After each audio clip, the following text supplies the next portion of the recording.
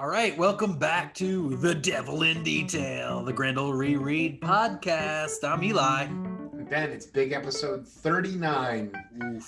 the Hunter Rose finale, issue 8 of Behold the Devil. Woo! Oh my gosh, and what a whirlwind we had last week. Just going over the entire Grendel cycle, like the whole thing shown to Hunter Rose. Insane. The trap is about to spring. Oof, yes. Let's get into this. It's going to be a mega Goodbye Hunter issue. Let's do the intro. Let's just get right into it. Everybody's ready to go. Fast and maybe slow. Yeah. Vivat Hunter. It's like the devil is my best friend. Hunter Rose with the pen to the fork end, or till time end. Like Orion, Jupiter my kin, bloodline private. We control the whole shit. The wolf won't beef, then we feast off the rip. Behold the devil in detail. Behold the devil in detail. All right, we're back. Another great intro there by Manus and Laserdisc, as if they do a new one each time is kind of like what I say. But anyway, we are back. We're tying up all the loose ends here and Behold the Devil. Hunter has just thrown his missing journal entry pages into the fire of his enormous, it must be the biggest apartment suite you could possibly imagine. Right. And he walks Well, because away. he throws them in, walks away, and then Larry comes out of the shadows and with a poker he kind of pulls them out. Yeah. And dusts them off. Yeah, there's a you don't know who it is until the big page turn reveal, and then there's a beautiful splash of Larry very seriously regarding the pages, and then he folds them up and he looks over his shoulder as he puts them away. And there's so many Larry motivation questions that this one page, the acting is so good, the pacing from the previous page is so good that it's like, wow, what's Larry's game? Is he in love with Hunter? Does he think he's getting his own book deal out of this? Is he totally within the cult of Hunter Rose? He's the one mega fan who found his way in. There is something like it, whereas there's this immense reverence that Larry has for Hunter. That's, not love necessarily, but it's like it is probably like a fan to it's their like hero. It's like an older brother fan hero kind of thing. I think that's a good way to put it. Yeah, there's mention at the end because Larry's an older guy, right? You think he is? He's older than we have a definitive age on Hunter coming up. Bonus material at the end where we've got some definitive timeline stuff going on. And we'll see how it matches up because there's a definitive date in this book, so we can see how those two things, are we on Earth 1 or Earth Mat, Earth Prime or whatever. Yeah. But this issue ends with a mention of Hunter doing a book reading for 700 of his admirers. Right. And so there's some interesting stuff to be, spun out of that. That's so cool. Yeah. My theory is that Larry is he's the one admirer. He's like the guy, who's the guy that published the Steve Ditko stuff? Robin something. Oh, I don't know. The dude who ran all of Steve Ditko's like the last 25 years of his publishing efforts. And if you wanted to buy Ditko's stuff, his Wrangler, or whatever. Oh yeah, it is. yeah. I bought a big lot of some of those new comics, sure. Mr. A and you bought them from Robin, or whatever, or whatever. Probably, yeah. He's like the David Spurlock of yeah. Oh man, so yeah, Larry folds them up and puts them in his pocket. He's like, I'm keeping these for something. Yeah, the seriousness of this slight high angle as he looks. It's not like it's kind of like a half. What the fuck is this? Or like, I can't believe you. He doesn't throw anything away. This must be important. Yeah. There's all kinds of different. I think the question is, how loyal is Larry? You're supposed to be wondering, is he doing this because he loves Hunter or because he wants to screw him? Right. And yeah, what are the motivations? We don't get anything Right. out of it though. Well, it's, this is the opener of the issue, Yeah. and the structure of the issue is very tight, and so we'll revisit Larry later. Well, and we're back to the format of every other issue, where last issue was like this psychedelic, history thing, and we're back to a witness interview tape number 44, 10/10/82, Oscar Simmons, Doc Foreman. 44 interview tapes. That's a lot. So we've only got 6 of them. And I think Lucas Ottoman he's made his mark, and people who know Grendel have known Lucas, and it's not a big secret that someone is investigating. Yeah. And so Oscar here, tells a story about how he was working at the docks where all the bad stuff goes down. He's working the graveyard shift. He goes into an alleyway to take a piss and sees the cat-like Grendel in a fire escape, searching for his mouse. Yeah, there's a few things. He compares him to a stalking cat getting the mouse. I really enjoy the phrase fright mask. Runs around in black pajamas and a fright mask. That's a very like Scream, old school kind of it's very like old timey Halloween kind of thing. Definitely. And then the final detail that is the clue is that the fork sort of folds out from what looked like a regular walking cane. So I love the term. Click. I love the term fold out. I think that we do get we do see it. Yeah, in here. It's so cool. Yeah. So it's when I was like, oh man, we've seen it pop out. Yeah. We've seen it spring out. Yeah. And when he says it's sort of, what's the word? It kind of unfolded. It kind of unfolded. Like that could mean unfold. That could mean any number of things. Yeah. It could mean things that only work in a cartoon. Yeah, but I think that when we see it later, it makes clear. sense. Yeah, it makes sense. It kind of, All right, cool. Anyway, that's the clue. So it's a walking, one of those, what do you call walking sticks? Yeah, what is it like? And the next page, we see that mind blow. He's like, Hunter Rose is Grendel, the final piece of evidence. And then he's like on the subway. He's just like locked in thought again. Lucas Ottoman is like, just made the biggest revelation of his career. A revelation that's going to change everything. When Margot Kidder is, all right, Pulitzer Prize, Pulitze, in like Superman 2, like he's a driven man. Oh my God. And so, of all the stories he's tracked down in the past, nothing compares to this. Oh my gosh, I just let out. My hair does weird stuff, man. All right. So, and he continues to be like mind blown, ravaged. Like, he's running out of the subway. This is great shading by Matt. Again, this like the explosion of thought. Everything's gray and he's got this white explosion. He needs to cover his ass. He needs to cover it with Teflon and anodized steel. Like he's like, holy shit, like this is the biggest fucking news story ever. So he goes home and it's like, this is a whirlwind of stuff. He calls Liz and he's like, get the fuck over here right now. Yeah. 2 things a good reporter learns early on: always keep investigative records in duplicate and know when it's time to go public. So here he is getting his tapes, getting his VHS together, getting his floppy disks together, getting his, oh my God, getting everything together. Yeah. And he's like one's going to Liz, and then the other one's going in my locker at Grand Central. Yeah. That was a thing. I don't know if it's still a thing, but it's like that's a very crime story tropey thing where it's like, I've got a locker at Grand Central. Yeah. Okay. Well, it's an easy place to go in and out of. Like nobody's gonna, no one is gonna think twice about someone going into a locker and getting shit. There's a lot of people around. There's, you it's can just easily weird that fade it's in. Public. Well, like anyone that knows, like take a crowbar to it and gets in there. That's true. I think that's why it's such a funny. It's funny that instead of a safe deposit box, right, that like he's using too that, much paper trail on that.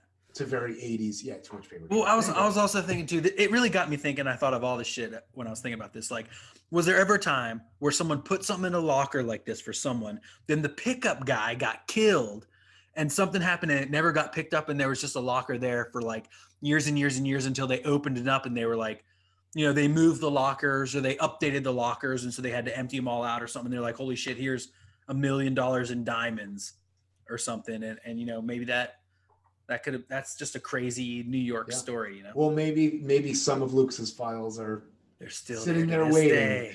You know, go to Grand Central, Ben. Yeah, I think that it's that he didn't back up any of the files. He was waiting until the last minute. Right. Yeah, and he's kind of doing this. He's got his discs, his diskettes. You said Tom Warchowski letters this? Yeah. He does a great job with the interruption in that last panel. Yeah. That's one of my favorite. Oh, the overlap of the little bits bubble. is that I did that once in an image grand design page with my one of my best friends and collaborator of 30 years, Dov Torben, where I had something interrupt. He goes, "Oh, by the way, you had one balloon overlapping the other." I said, "Get out of here! It's on purpose." Dov, you think I don't know? Come on, you Dov. don't think I know how to do some lettering? Anyway, on, this is a very nice Warchowski interruption. I wonder if Matt's script has a little interrupting. Yeah, or if it's kind of implied for someone like Tom who knows, like. Yeah. Efficiency and results, the pride of any reporter's resume. Yes. Boom. Big boom. And big time Hunter here. Like, this is full regalia, full suit, full duster. I must admit, even I am impressed with your efforts. Sorry, go ahead. It's a very like the droopy bow tie. You know what I mean? Mm-hmm. It's not like crisp. It's like very formal where it's droopy and it's got the little. He always wears the little tuxedo shirt kind of thing. Yeah. I enjoy how it's a cross between a splash page and a semi-splash and a panel double page spread, because the panel extends about an inch across the seam, but there's really nothing going on. No, there's nothing there. But there's no narrative elements. It's just an ashtray, but it helps sort of amplify the reveal. Yeah, really cool. A lot of these little things that like that we dissect, but you as a reader, you don't see them, you feel them. And that's like how you talk about the Zappa, and that's how you talk about, you know, these little things that, you know, us as creators were dissecting for you, the listener. But when you're consuming this as a comic, you don't, it's like this innate, it's like storytelling. It's like what? Body language. Yeah, exactly. Language, yeah. Right. It's so cool. Matt's very good at it. Yeah. The 4 panels on the right side, we've got this full bleed stack, and then the shock white Lucas, big thick black gutter, ragged red border, and then that's underlapping the sequence. Just very interestingly designed. Yeah. And you know, he's like, the police already have this. Yeah, he's trying to talk his way out of it. No, bud. I see the 2 copies right here. Like, then why haven't they arrested me? You know, like certainly enough to merit an apprehension. You know, and he's like, no. He's like, bad. No, he's like, taps him on the head. He's like, okay, Lucas, not yet. Now we get the definitive blade unfolding. Ah, yes, finally. You know, it's some of these little things that I think in hindsight, Matt was like, you know, I better like solve this. I better show this. So like, my guess is we see this little arm, it's spring loaded down. And so it moves up and then also moves out as it moves up to like fold out the thing or something. To fold out the blade. Yes, I would like to see a Steve Ditko animation on. Oh my God, I would love to. Someone build that. Yeah, well, maybe we can propose one in the insert image. What exactly you think is going on. Yeah. Oh man.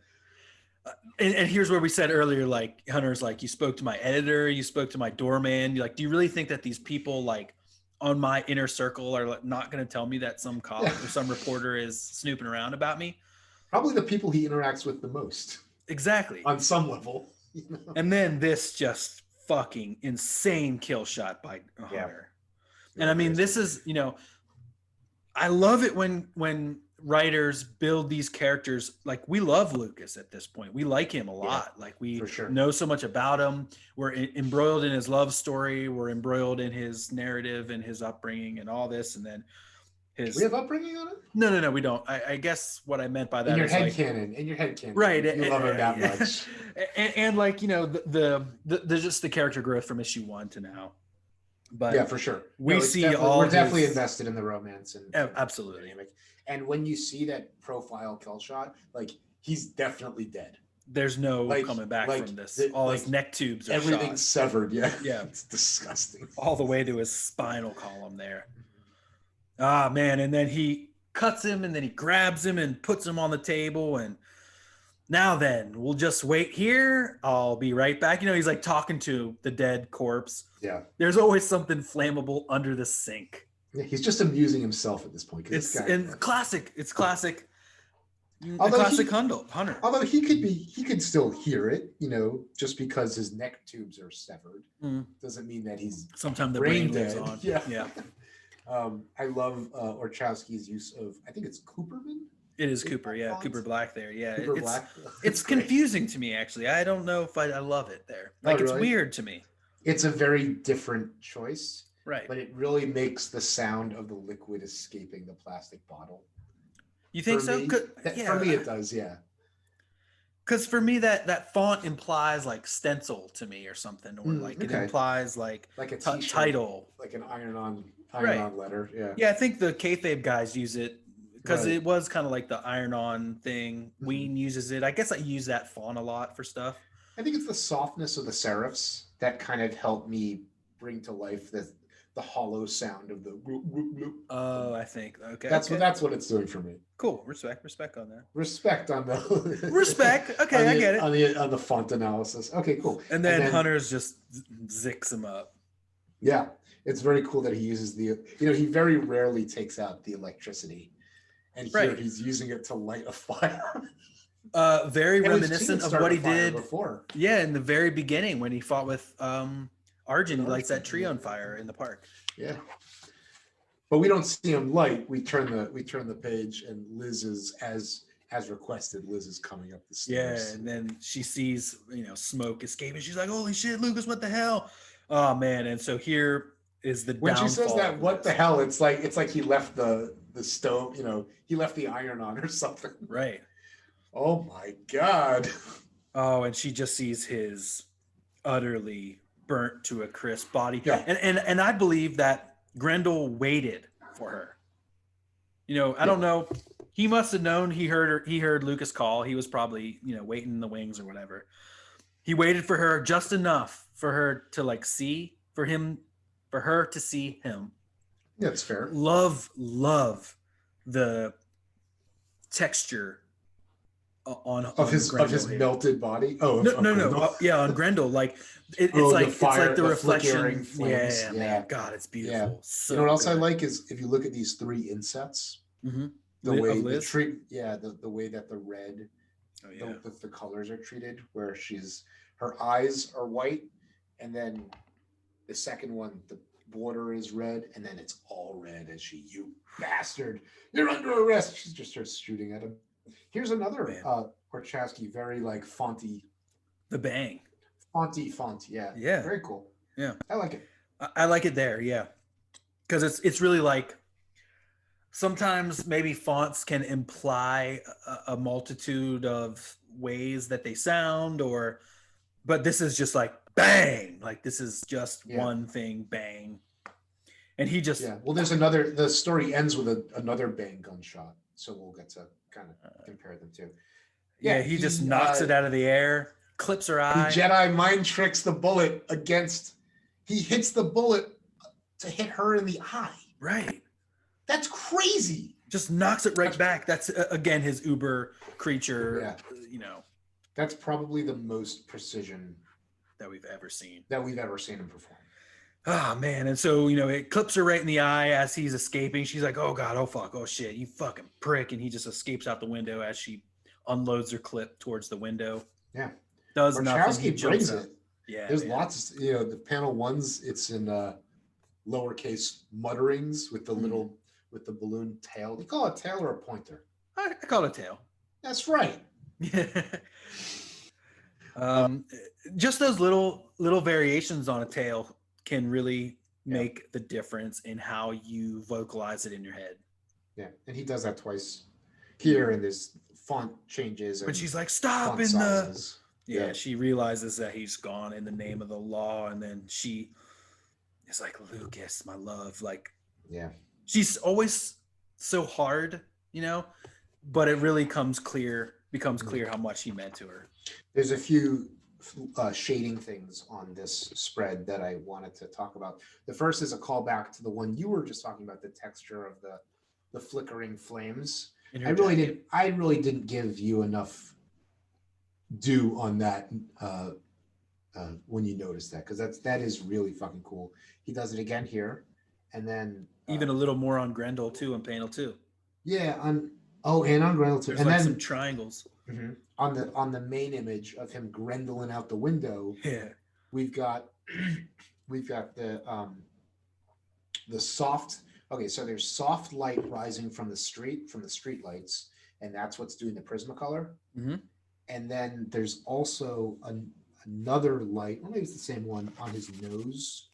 The nose is casting a shadow. Yeah. Which is, it's just like the difference between the faded and the cast is really. I mean, and that's a master.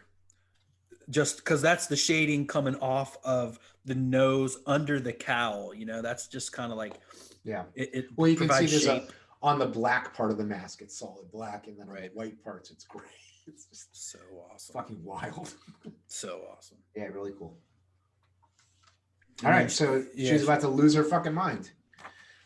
Man, and she's like, Luke, and I mean, here she's trying to save this like completely burnt to a crisp corpse, she's blinded by her love, and she's got shot. She's short of, her mind is, like you said, she's losing it until her entire head, her hair catches fully on fire as we reveal this like Grendel eye that is now her. And it's got like her bloody fingers are over her eye, and then in panel 2, there's one white hand and one hand coldly covered in blood. Oh yeah, man, so well done. She's like, I gotta get you out of here. Hold on, Luke. Nah, dude, he dead as fuck. Man, insane. God damn, yeah. And then this is the last part of the story proper after we have an epilogue, but then it ends with Christine. Oh my God. Insane. And it's just like, for Grendel, this is just like another day. He returns to his normal activities. Another deed for the demons to watch. Exactly. He just moves on. He continues, Grendelin. He takes over the seaboard. He's continuing Hunter. I think he's already taken over seaboard. Yeah, you're right. This is right. He gutted the entire building and killed 15 other people in this fire. Yeah. I love in the fire panel, the windows on the left in white. Oh, yeah. And then notice the tiny little corner overlaps the fire escape railing. Deft. Oh, yeah. Yeah. Very cool. All right. So shall we read our grand goodbye to Hunter? Sure. Starting of particular, you want to read, or? I think it starts with Grendel's activities. Let me read this. Okay. Grendel's activities soon returned to what can best be described as normal. Oh, God. The swift, efficient, and merciless maintenance of his criminal empire. His first entry following those lost days details the extermination of a newspaper reporter who had seemingly stumbled a bit too close to the alter ego of Hunter Rose. A bare blip on his radar. So even though it's like this big deal in this story, after he gets rid of the file, he just thinks, I got rid of the guy. Right. Yeah, it was like this character that we've grown to love is nothing to him. Nothing. Grendel snuffed out this nuisance and started a blaze that sufficiently destroyed any existing evidence while gutting over half the apartment building and, as you said, killing 15 other people. Yeah. You want to take us on? Sure. Of particular note was a victim who barely managed to survive the inferno. Records show that NYPD detective Elizabeth Sparks had, for some time, been head of a secret Grendel task force, Special Grendel Unit. Bum, bum, bum. This incident brought to light her clandestine affair with the ill-fated reporter Lucas Ottoman. Sparks later claimed to have encountered Grendel at the scene, but was, obviously, unable to apprehend him. Her vain, desperate attempts to rescue her slain lover's corpse resulted in the loss of her left eye and 6 of her fingers on that red hand, I'm sure, as well as third-degree burns over 40% of her body. Her lungs ruined by the smoke and the heat, she ultimately retired from the force and spent the rest of her days in bitter seclusion. Later that same evening, Hunter Rose staged a live reading from his most recent bestseller, drawing a crowd of over 700 admirers.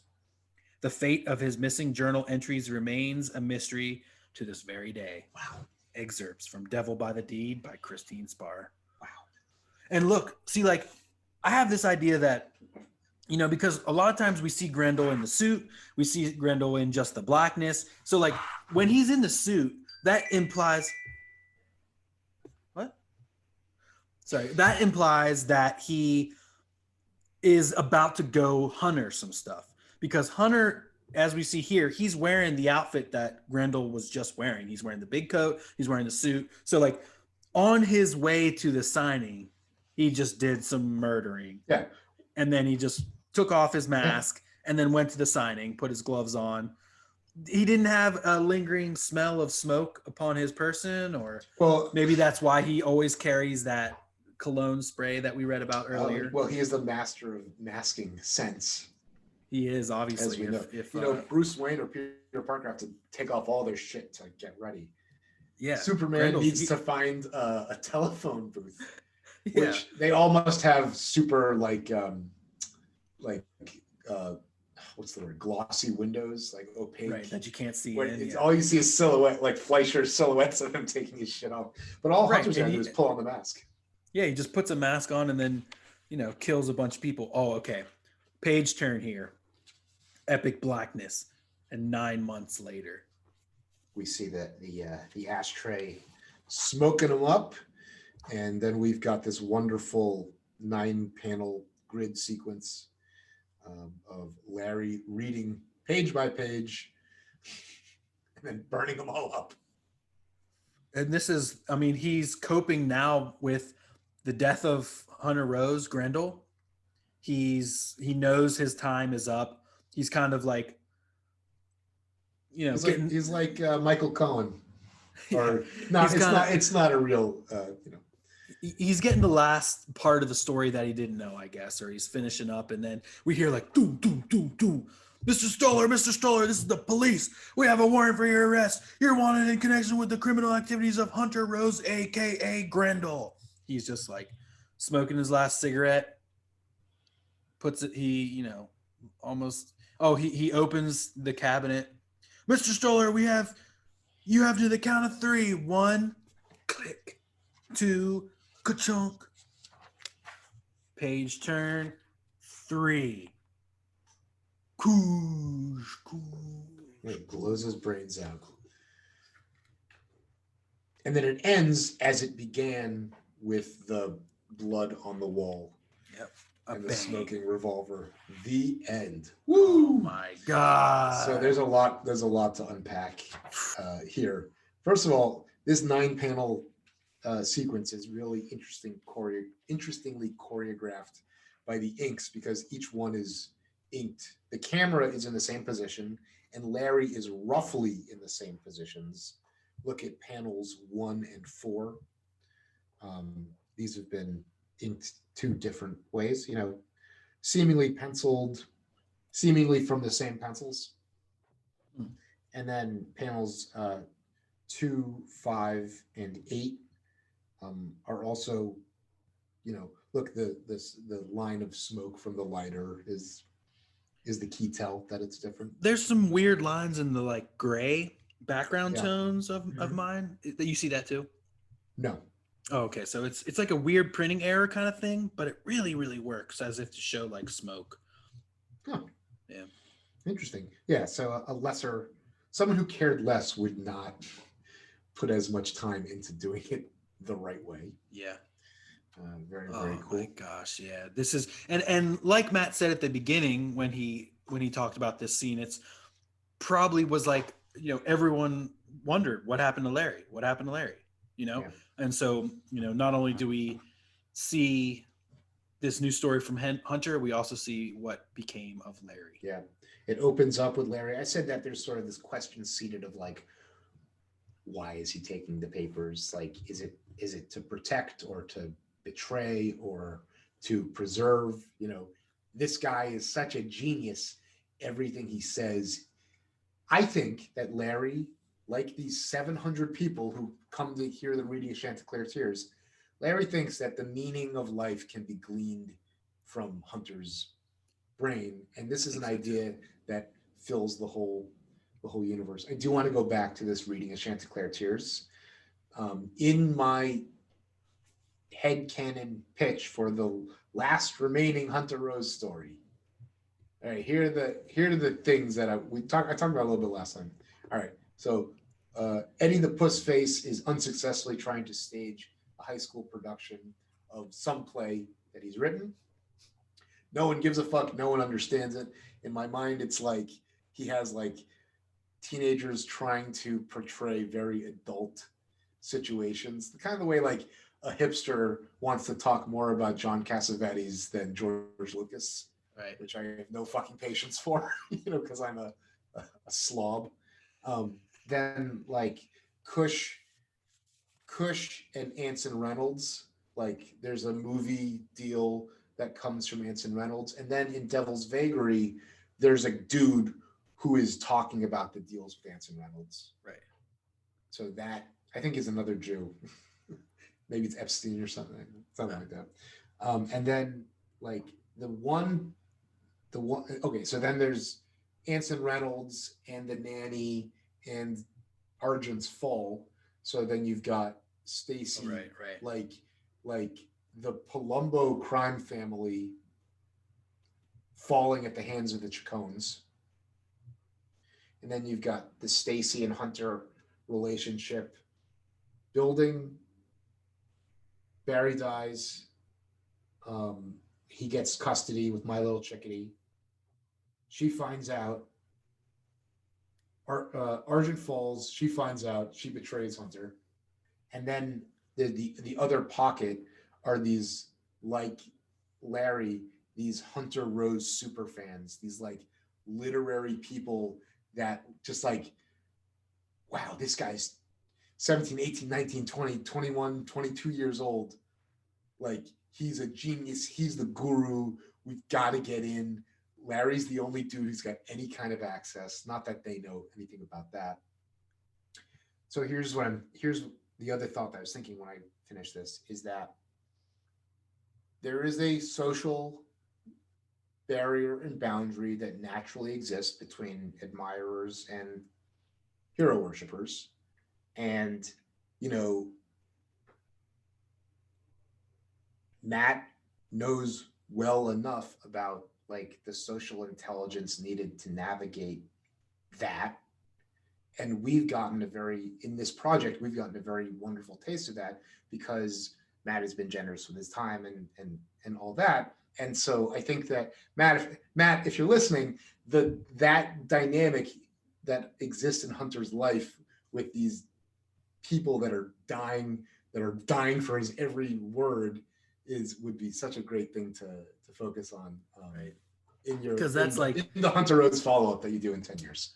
That's all I want to say. Thank you. Well, because that's kind of like the army or all the followers that end up following Orion Asante. It's like in the wake of Grendel's death, as a fan of Hunter Rose, you're either going to be like, forget all that. Fuck him. He was lying to us. He's this. Or you're going to be like, okay, now I like love Grendel. And I am like, how there's these fans of serial killers or whatever. So like now you're like, okay, I love Hunter Rose still. And even more, I love him now because he was Grendel and he did all this shit. So like now I am like a Grendel devotee, and I would probably be like wearing stuff and, maybe even there's like a gang that develops in New York after this that is like a Grendel gang that, who knows? Well, There's happens stories in there. so many ways. Yeah. Yeah. Well, it's like like the Trumps are going to have a compound in South Dakota where all their people end up flocking. Right.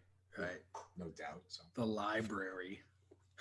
I think that the thing about this comics literary piece is that it's very open-ended, and it evolved to become specifically designed to deal with whatever it needs to.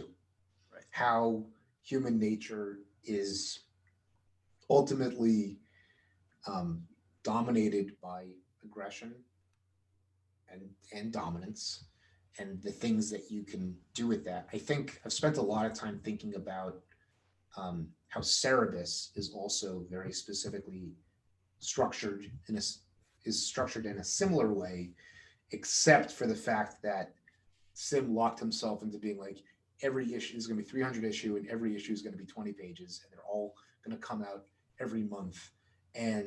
But I'm going to move the story around so that whether I'm interested in politics or literature or sports or the comics industry, I can address those things. Matt is like, well, I can deal with whatever I want to deal with, and I can do it in any format that I want. So if I want to do 2 issues, that gives Diana the reins to deal with this very specific thing, I can do that. Or if I want to take 10 issues to do, monster of the week, Picard, yes, like War Child stuff, I can do that. Right. Or if I want to do Gulliver's Travels in space, I can do that. Right. So well done. Right. Yeah, and as this episode marks the end of Hunter Rose's tale, the end of the stories that we're going to be reading about Hunter Rose. So let's take some time now to reflect. You brought out the Grendel Cycle book. This is a great book. This is something that I have given to a lot of people. I feel like I was unable to find mine. I must have given it away or something, but this is a great piece to grab. And you noticed some really interesting stuff in there. You noticed some direct dates, some timeline stuff. So let's get into some of that. So this is a 1995 primer issue. Mm-hmm. And Cerebus also has an issue like this where it's like, oh, you want to get into this thing that's been going on for 30 years? I've got something for you. Although this came out, it was only 12 years into the whole cycle, and most of the cycle is done at this point. Matt went on to do, I guess, this is before Mage 2, and before, Matt's got this, at this point, middle stint in his career where he's mostly a writer, I guess. Right. Anyway, so things that are sort of interesting in here is that, it talks a little bit about young Eddie, that at 4, he memorized the phone book. At 6, he could quote any line in Shakespeare. At 8, he had written over a dozen plays and 50 short stories. And he was working on several apparently unfinished novels. I would love to see him and Jocasta. I want to see him and Jocasta, doing stuff not sexual. Right. Yeah. You know what I mean? I want to see scenes with them. There's scenes where they play chess in Kamiko Volume 1, but I want to see where she mentors him in the way that he sometimes mentors Stacy. Right. Okay, great. So it says that his parents or his pedestrian teachers took no notice of his young achievements. Okay, great. So the rest of what the Hunter stuff in primer, it really just kind of summarizes by the deed. Let's get into the timeline stuff. Right. Here we go. This is funny. This is funny because and while I'm doing this, can you pull up the police report date that's in Behold the Devil? There's that I think it's the beginning of issue 3 of Behold the Devil. Oh yeah, okay. There's a police report. Okay. So here's the timeline. And all these items have little footnotes on them. So October 9th, 1961 is the birth of Hunter Rose. The footnote is, this is a presumptive guess based on Wagner's own birthday. It fits perfectly with other dates cited in Hunter Rose's journals. Okay. And this is, by the way, this timeline is compiled by Alan Westcoat with Matt. Okay, fine. Right. And then March 30th, 74 is the birth of Stacy Palumbo. So he is 13 years older than she. Okay. October 31st, 1979. Oh, Stacy Palumbo. The footnote is Stacy was 9 when she began plotting to kill Grendel in 1983. Oh, wow. Third timeline is Halloween 1979. This is the death of Jocasta Rose. They'd been together, I think, for almost exactly a year, maybe, we might say. Eddie becomes Hunter Rose, aka Grendel. The footnote is that I'm not sure where this is, but it says Hunter's journals list his new birthday as Halloween 1979. Mm. I don't remember reading that, but it sounds like maybe, sure. Yeah, the day like Hunter Rose was born, or maybe the day like Grendel was born or something. Yeah. So I'm not sure where he gets this, where Alan gets this journal entry about the Halloween, but.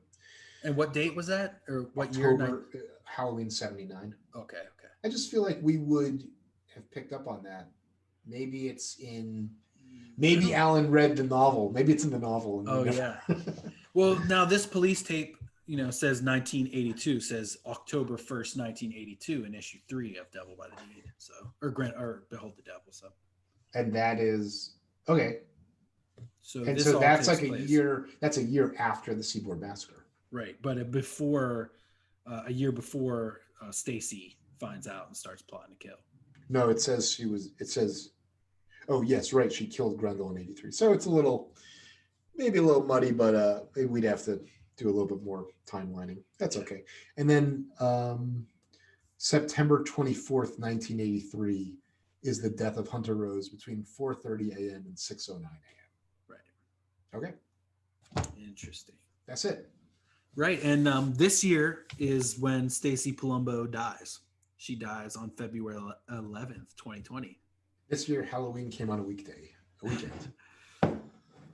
Interesting. And Christine Spar, the saga of Christine Spar begins in 2022. So next year. Oh, you're looking. Yeah, right. Next year. Yeah. Flying cars. Yeah, I found it. Oh. Flying cars come next year. Yeah, it's very interesting that there's specific dates in this. And so since I guess the last thing in this is like this Devil Quest painting. Oh, yeah. I suppose. Which I guess was a backup in War Child.